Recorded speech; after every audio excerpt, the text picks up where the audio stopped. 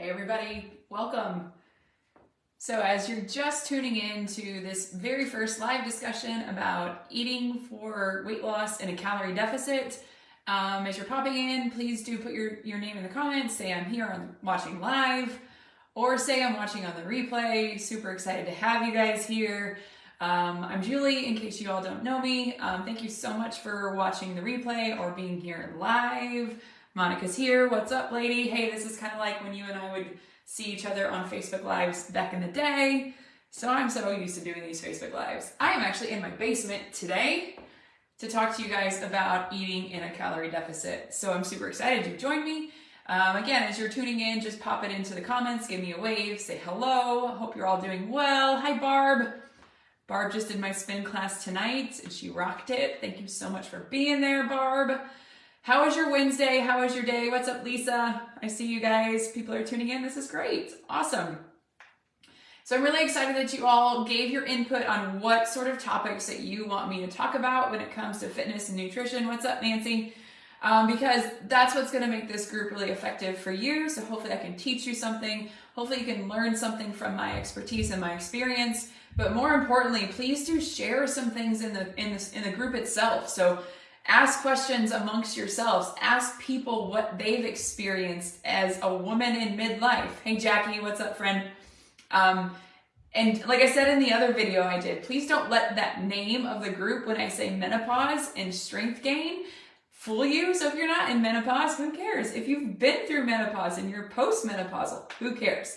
It's all about women supporting women in midlife. So that's what we're here for. So if you have friends and people that would benefit from this group too, please do invite them and please encourage them and yourself to be active on the group.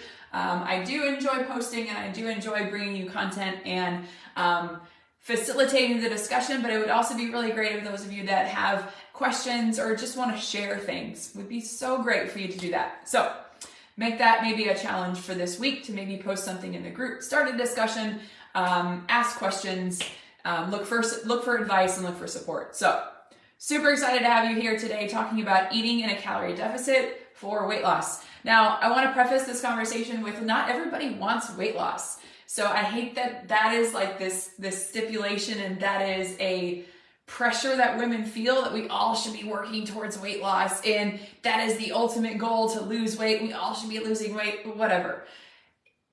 As long as you have a healthy reason for your goal, and that you have that healthy appreciation for, I'm doing this for me, I'm doing this for health reasons, and you're not doing that to bow to societal pressures to be a certain size and a certain smaller body. If you don't know that about me by now, you're gonna learn that I absolutely hate diet culture and I hate the pressures that our world puts on women, and it's completely unfair, and I wanna stop that crap for my generation, my kids' generation, and those women that were growing to be young ladies. Hi, Erin. What's up, girl? So, but yes, let's remember that weight loss does not have to be your ultimate goal. But if you are looking to lose weight, if you are looking to eat in a way that will support your goals and your health and your metabolism. What's up, Jenny? Haven't seen you in a while, girl. Have you not been at the gym for a while? I miss seeing you in combat. So remember, like it is completely fine to have a weight loss goal. Completely fine, especially because if you have that like good head on your shoulders to say, I want to lose weight for me and no one else. I want to lose weight so I feel comfortable in my body. I want to lose weight because I know I can do this. That's awesome, okay? So I just want to preface this conversation about no pressure from me saying you need to lose weight to be valid, you need to lose weight to be happy, because that is not at all the communication I'm putting out there to the world. I am just using my expertise and knowledge to help you. If that is something that you want to do, I've got some really cool, interesting tidbits to help you really get started. Now, I had a weight loss journey a while ago, and I showed you my picture that I have in my office when I was 25, I think, and I was quite young. So, I mean, I was in my 20s when I lost a bunch of weight. I lost 60 pounds, and I thought I could exercise out my bad diet. What's up, Carla? I see you, friend. And I thought I could just exercise and exercise and exercise. And finally, I'm like, you know what? This is not it. I need to eat better. And so I shaped up my diet, and it really happened by cutting out the fast food, cutting out the convenience food, and cooking more at home. but it also was because I was in a calorie deficit, okay? Calorie deficits mean when you are taking in fewer calories than you are burning, okay? What's up, Sally? My mother-in-law is watching. So cool. Do you guys see my gym behind me? So this is the gym that Dave and I had invested a lot of money in the last few years. We have a whole bunch of dumbbells here, and I wonder if I could switch the camera around. I forget how to do this. There we go. There's my squat rack. There's my kitty cat on the bench. So this is where I do a lot of my own training for myself. And I love it down here. It's my little gym down here.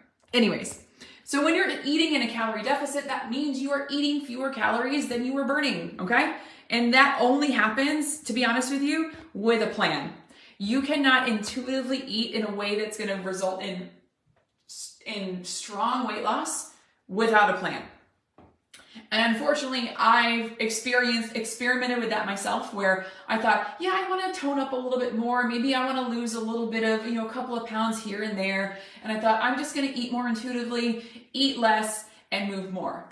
The only time I've ever manipulated my body weight and my body composition when I was working on a plan with planned caloric deficits that got me to my goals. A lot of you may know about me. I was also competing in a bodybuilding show. I did 2 of them, and I cut body weight quite a bit. And that was purely on calorie deficit, purely on planning my meals to be in that calorie deficit. So if you are looking to lose weight, your biggest advantage is if you sit down and plan your meals. And I know that sounds monotonous. It sounds like a chore. But if you're really serious about those goals, eating healthy, saying you know how to eat, isn't necessarily going to get you there. Okay? What's up, Brandy? I saw you in class tonight too. So what's up? What's up? So you have to have a plan. So I'm going to talk to you about how you can figure out your own calorie deficit. And I'm going to talk to you about what that looks like for you. And I'm going to give you some tips and tricks about how big is a deficit, how much is too much of a deficit, to make sure that you're not messing with your metabolism in a way that's harmful. So the first thing you need to know is, how many calories does your body use during a day? How many calories do you use in your active lifestyle? How many calories do you use when you're not so active? So it is kind of a science, kind of an estimation, kind of a way that research scientists have figured out to use calculators that you can predict your total daily energy expenditure, which is called your TDEE. So if you have another device in front of you, and if you have a computer or something, you can Google TDEE, total daily energy expenditure calculator. And the first result that will come up on Google is this really great calculator called the tdecalculator.net, and that will give you an estimation of your own calorie needs per day. So I have my laptop here, and I'm going to take myself through it, and I'm going to kind of show you what it looks like to create a calorie deficit. So I'm going to fill this out for myself. I'm 40, I weigh about 150 pounds. 5'9", and then it's going to estimate your activity. And I'm a heavy exerciser. I exercise almost every day. So what that's going to do is that's going to tell me how many calories I'm going to need to eat per day to maintain that body weight. And I should get about 2,400 calories, okay? So 2,400 calories per day. And then it will go as far as telling you your own calorie deficit, which is down here: maintenance, cutting, or bulking. Okay, if I want to cut and I want to lose weight, then it's going to ask you for a calorie deficit. It's going to tell me, instead of 2,400 calories, I should be eating about 1,950 calories. And I did that math. It's about a 20% deficit. Okay. So a 20% deficit, from the stuff that I've learned and from the clients I've counseled, a 20% deficit is usually the biggest deficit I would ever recommend. Anything lower than a 20%, or anything bigger than a 20% calorie deficit, is going to lead to other problems down the road. Because if I went from eating 2,400 calories a day to 1,950 the next day, my body is going to respond in a way that's like freaks out and goes, oh crap, I don't have a lot of energy. And the last thing it's going to want to do is lose weight. The last thing it's going to want to do is hold on to its precious energy stores that it's stored away for times like this when calories are not coming in frequently, okay? So if you think about your body as evolutionarily speaking, as a species that lived in the wild without abundant resources like we have now, any sort of sign of famine where you don't have energy coming in is a sign of let's store, let's store, let's store. So this response from going from maintenance calories to a cut calories is that signal to say, oh crap, don't lose weight. You're going to hold on to those stores. So my advice for you is if you are trying to figure this out for yourself, use that calculator. That calculator will tell you your total daily energy expenditure estimated. I have another tip coming for you in a minute that's even better, so stay tuned. And then if you calculate that 20% deficit to be about 500 calories, should you all of a sudden go from eating what you're eating now to eating lower? Or should you just incrementally take that down? So perhaps one day you might take out 100 calories. Perhaps the next day you take out another 100 calories, or even just the next week. If you ease yourself into a calorie deficit, your body has more time to adapt. Your body has more time to respond to those changes in your calories, and likely will not get that shock of, holy cow, what's going on? We're stressed. Okay? So at this point, does anybody have any questions? I don't know if I can see any sort of questions coming in. No, you guys are just super quiet. You're just super quiet listening to me, and that's fine. If you have any questions, please do put them in the comments. I have the rest of the post up that I posted earlier with some questions. Okay, now you're talking to me. Hi, Sally. Hi, Jen. Okay. Hi, Brandy. It's just like spin class. I was like, tonight, guys, you guys are like not talking to me. I guess I gotta talk to y'all. What do you think about fitness tracker calorie burn numbers? I don't like them. So if you are going to use MyFitnessPal, know that MyFitnessPal will obviously put you at a lower calorie level than you really should be. If you're going to use a tracker, which I'm going to recommend using a tracker, if you are going to set up your calorie deficit, set it up yourself. Don't let your fitness tracker do it for you, because it's going to say, you want to lose weight? You want to lose weight with 2 pounds a week? And it's going to give you some random, very low number of calories. And I bet you it's going to be around 1,200 calories for a lot of you, because it's not using really great software or really great prediction calculators like they should. So my opinion is do it yourself, figure out your own calorie level, and then plug that into those trackers. Those trackers are great to keep you accountable for what you actually are putting in your body, but those trackers will not give you a good amount of calories, estimation of calories that you should be eating, okay? Good question, Nancy. Keep them coming if you have them. My train of thought, I've lost it. Okay, so we're talking again about using these calculators to predict. 20% deficit is the largest deficit that you should ever do. And I know someone asked me that, how big is, I think it was Brandy, how big is too big of a deficit? So again, 20% is what you're looking at. So if you don't want to do that, or if you want to do that math yourself, you can always just take 20% of 2,400 or whatever your calories are, okay? So once you do have that figured out, the suggestion is to get yourself incrementally into that deficit. Do not all of a sudden go into just wham, into a lower calorie deficit. My net diary allows you to adjust the pounds per week you want to lose. Yes, it does. Most of them do. But let's face it, we are in a society where we want results really quickly. So you're going to probably say, let me lose weight the fastest rate possible so I can get the fastest results. What do I think of Weight Watchers? Jackie, I actually lost my weight using Weight Watchers. So I have mixed feelings when it comes to Weight Watchers. I like it because it was successful for me. I like it because it helped me learn what was right for me. I don't like it because it assigns points to different foods. And the foods that are higher in points often are the foods that are higher in calories, macros, fats, all of that stuff. And they tend to be like the treat foods, like donuts, cookies, the things that you shouldn't eat frequently. And so you're ending up putting this morality type of assignment to food. And that's my biggest thing, where food should be neutral. Food should not have morals, and that every food fits within moderation and within a plan. So we can certainly talk about that again some more, Jackie, about Weight Watchers, because I do feel like it has its place, but it can lead to some disordered eating in some, but not others. I did it for a long time.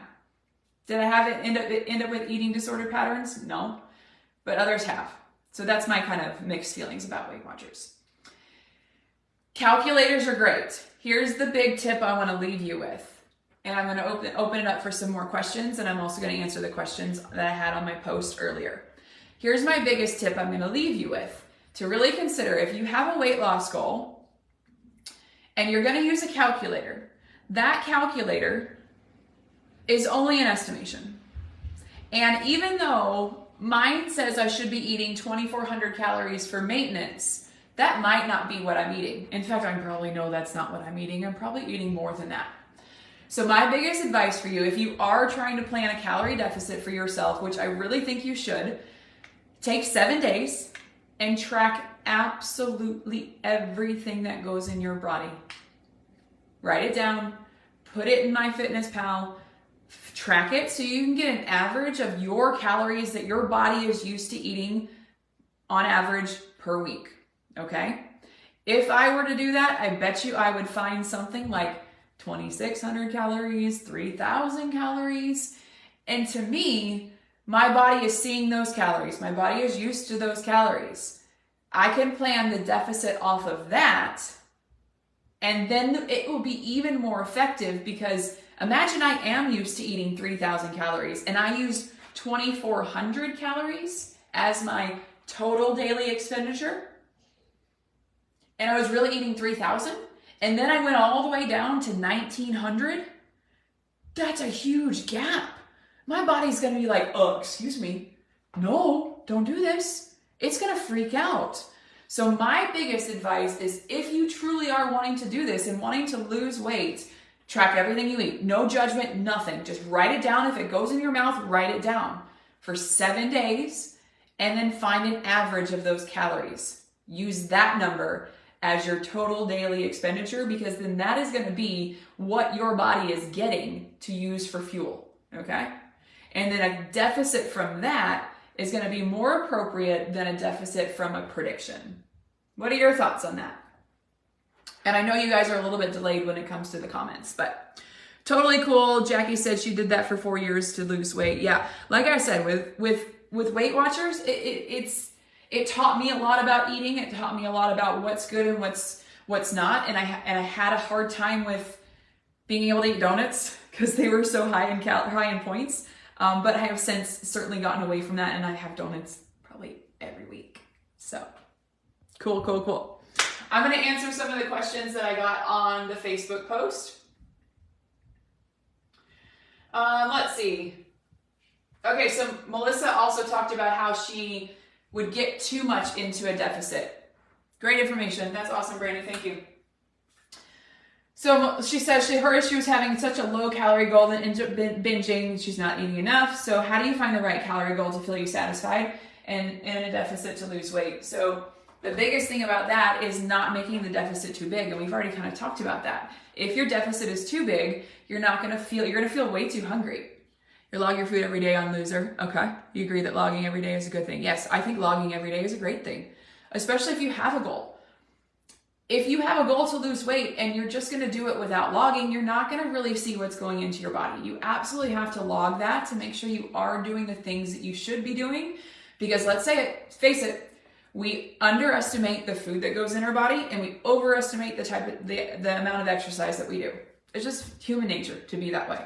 So if your calorie deficit is too big, you're gonna feel hungry, way too hungry, and then you binge, of course. If you're hungry, you're gonna eat. And if you're not feeling satisfied, that's another thing. You can still eat in a calorie deficit and be hungry. You might be hungry from it, but you can still eat with satisfaction. So when it comes to satisfaction, we find things that will fill up our bodies, our stomachs, high volume foods that are low calorie. My dogs are coming downstairs to distract me. So is my dad, my husband. Wow. And we can certainly still be satisfied because that's a hard thing. When you're eating in a calorie deficit, you could be hungry a lot. Dave, was I hungry a lot when I was doing bodybuilding? Yeah. They're all saying hi, Dave. Hi, Dave. Hi, Chrissy. Cranky too. I was cranky too. So that's the thing. Like, you have to be able to feel somewhat satisfied when you're in a calorie deficit. That's the other thing. There's so many things we can talk about when it comes to calorie deficit and losing weight. Your mom says hi. Maintenance is such a hard thing too, because then once you get to a goal weight that you want to be at, it's really hard to get yourself back up to maintenance calories because you can't eat deficit calories for the rest of your life, right? They're all saying happy birthday. My birthday's in 18 days. Just so you know. So you want to be able to meet yourself back up into maintenance calories. So that's also another thing that we can talk about as well. That once you do reach a goal, if you're not bringing yourself back up slowly to maintenance calories, if you go from really low calories back up to maintenance calories really quickly, your body rebounds and starts to gain weight back.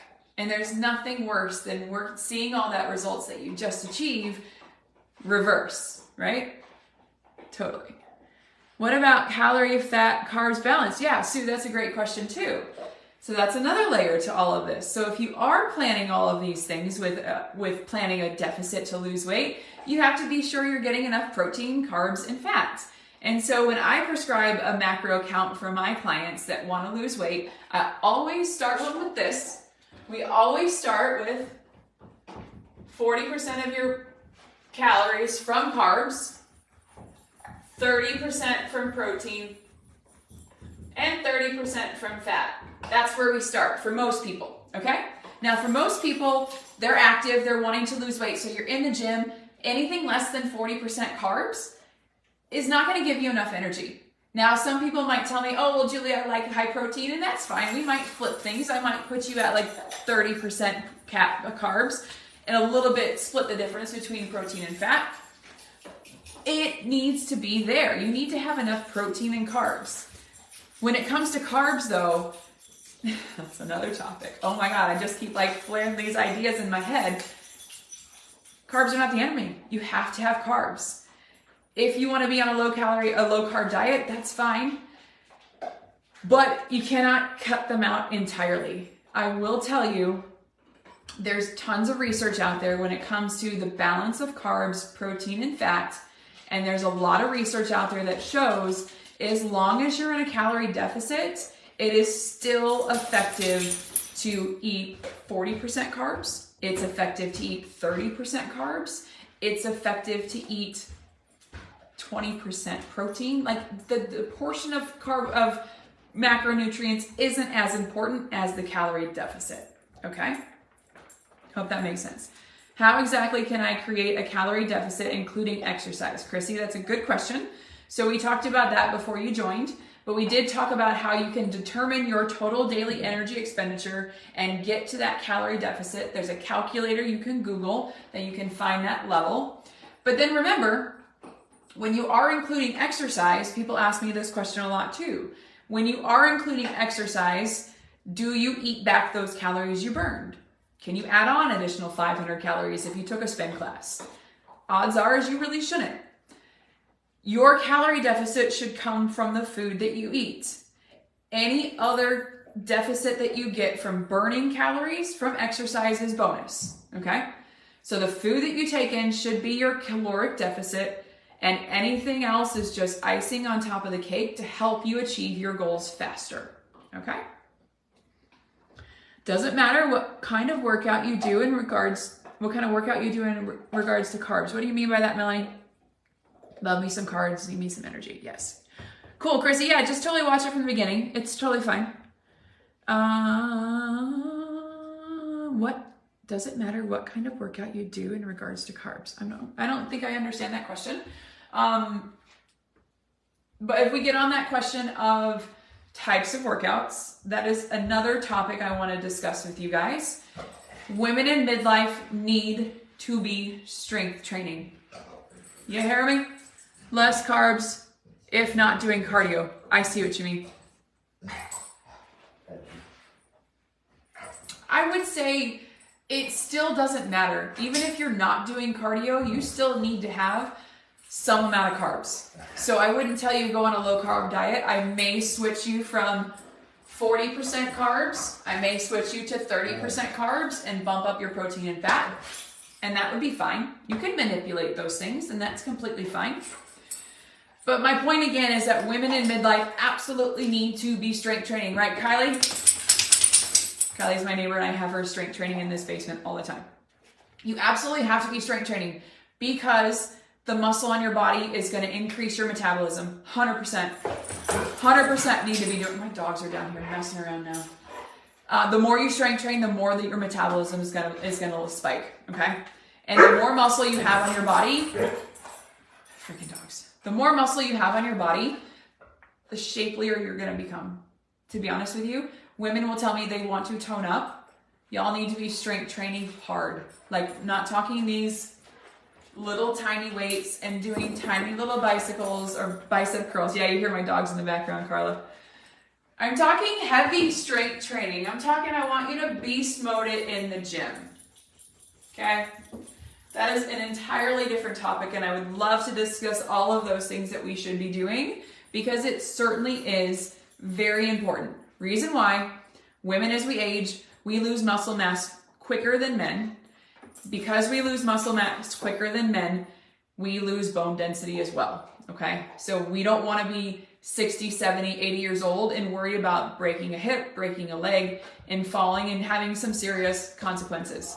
It starts now. It is never too late to start lifting weights, but now is the time. If you're not doing it now, you need to start doing it now. And I'm not talking, you're probably gonna kill me, I'm not talking body pump.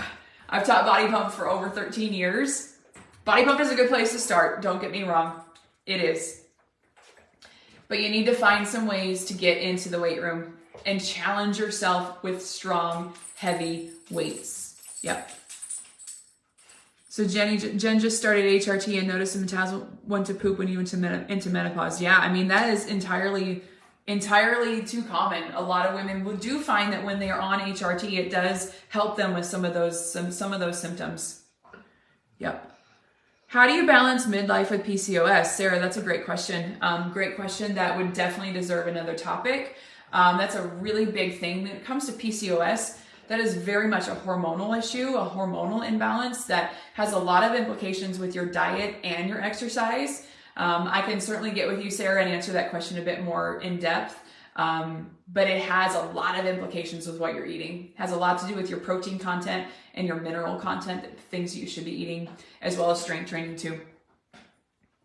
Okay, that's my favorite, Mel.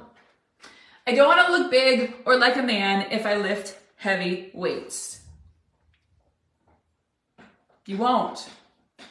Simple reason is you don't have enough testosterone to build heavy, big muscles. You won't, I promise you. Women aren't capable of looking like men because we don't have those hormones. And if you feel like you're gonna feel bulky, then that's when the muscle that you put on your body just gives your body a different shape. And if you feel bulky, that's a different story because then that could be potentially the body composition that you want to change. And so that is when we would potentially want to put you through maybe a small cut where you get to lean out and see the muscles that you put on. But you will not get bulky like a man, I promise you. But women bodybuilders, the women that you see and you're like, I don't want to look like that. The women bodybuilders that look like that are on steroids. And you can tell by their jawline, you can tell by their voice, and I'm not knocking them because they're going to do what they need to do to win their division and do really well in their sport.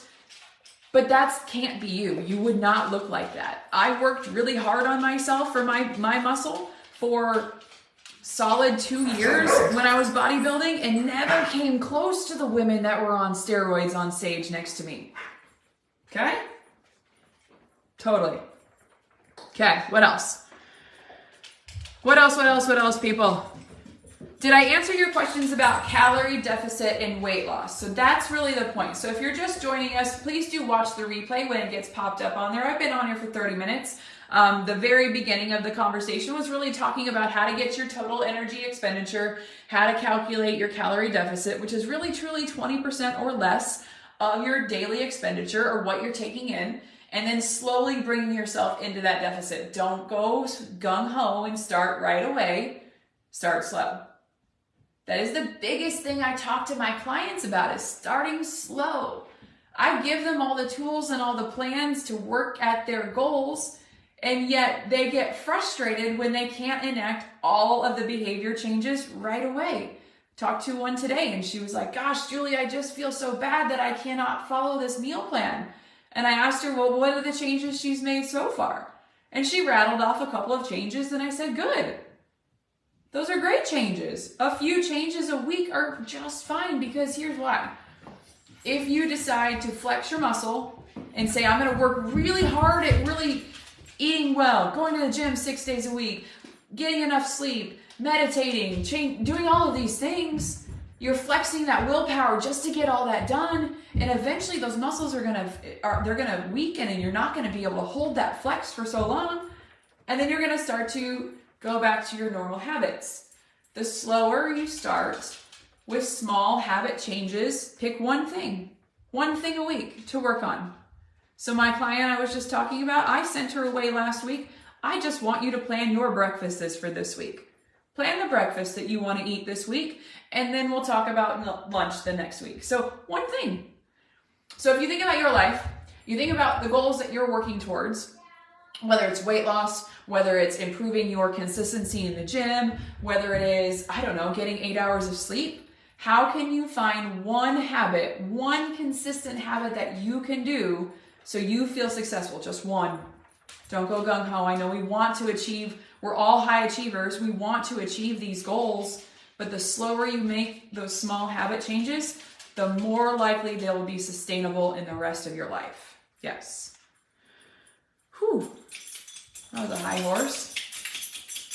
Nutritionally, if you eat more fiber, how does that affect your carb intake? Does that make sense? Yes, Sally, that makes perfect sense. So let me explain that to you. So when you eat high fiber diet and you eat sugars with it, fiber is essentially just a sugar as well, but that takes your body a little bit more time to digest. And some fibers your body doesn't even digest. That's what mainly your poop is undigestible fibers that your body can't use, and so you pass them out.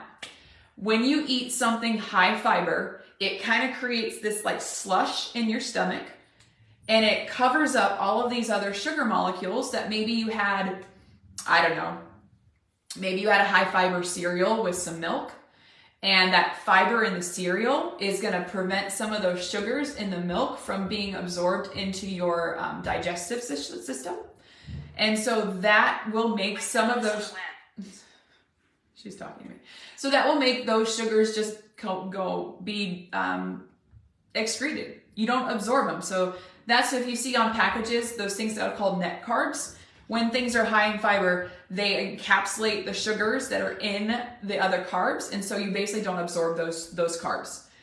And so it is really great to, when you are eating something that has a high glycemic index, so that means your blood sugar spikes really high once you eat those things, that you pair that with something with fiber that will prevent that high blood sugar spike. So, for example, if you are going to eat, I don't know, white bread, you might love your white bread, and that's totally fine. Eat white bread, but eat it with some kind of fiber. Those fiber-rich meals or foods are going to be like your oats, chia seeds, any sort of fruit has tons of fiber. Your vegetables are fiber, 2 types of fiber, insoluble and soluble fiber. I mean, I'm getting into a lot more nutrition like physiology here. So I hope that answers your question, Sally. Yep. Meal planning is your weakness, Brandy. So yeah, it's a lot of our weaknesses, because you have to actually sit down and spend time with planning with what you're going to eat. And who has time to plan a lot of those things? But I will tell you that when you are planning for a calorie deficit, what does that look like when it comes to meals? All of that is going to be really helpful if you are working towards a goal. If you're not working towards a goal, then sure, eat intuitively, eat how you feel like it's going to satisfy you. But if you are working towards a goal and you want to shed some pounds, you want to lose some weight, you want to build some muscle, you cannot knock, what do I want to say? You cannot say, oh, I'll just wing it. Winging it will not get you to your goals, at least not very fast. Sarah loves meal planning. Cool. I have a meal planning software that I use with my clients that's really, really effective and really, really quick and easy. So if you're interested in having a little bit of help with meal planning, send me a message and I can chat with you about how you could potentially use some of that software at a pretty low rate. We can talk about that. Lean kitchen meals, for sure. I mean, those meals, those ready meals that are lower calorie, high protein, those things that all have all of those nutritional facts, I think those are great, especially in a pinch. What's up, Mackenzie?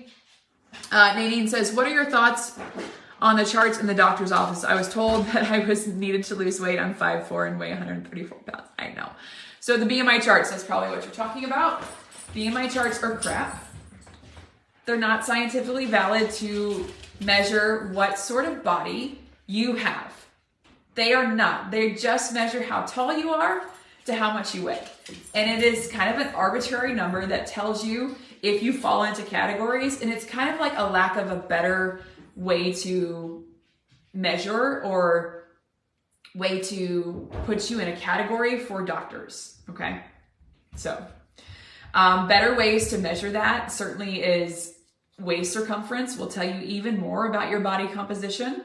If your waist to height ratio is in a certain way, I don't have the numbers in my brain right now, but I know that if that waist to height ratio is a certain ratio, you certainly have a little bit of more ways to tell if you have some visceral abdominal fat, which is definitely something that is indicative in predicting cardiovascular risk. So of course, BMI, we kind of know that BMI is not the best way to measure if you are overweight, because it does not take into account how muscular you are. You can certainly get yourself your body fat measured. I know at a lot of gyms, they have those in-body scanners. Those things are not necessarily 100% accurate, but they are informative if you are looking to lose body fat. If you measure yourself every couple of months and you see downward trends, those are really great to use because they can show you if you are trending down, for sure. I know Jenny asked me a question and Jenny just logged on. Hi, Jenny. Let me make sure I get to your question.